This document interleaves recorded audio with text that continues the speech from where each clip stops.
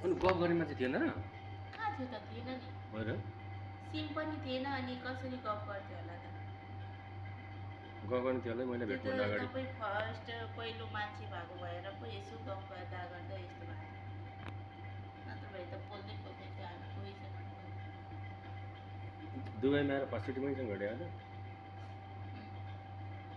होइन तिमीले मलाई मनबाटै मन पराएको हो त कि टाइम पास मन पराएको मनमा भन न कसले? तिमीले टाइम पास मन पराएको कि त्यहाँ गर्नुको लागि मन पराएको? कस्तो उ गर्नलाई? कस्तो उ गर्नलाई? टाइम पासको लागि मात्रै हो कि मनबाटै मन पराएर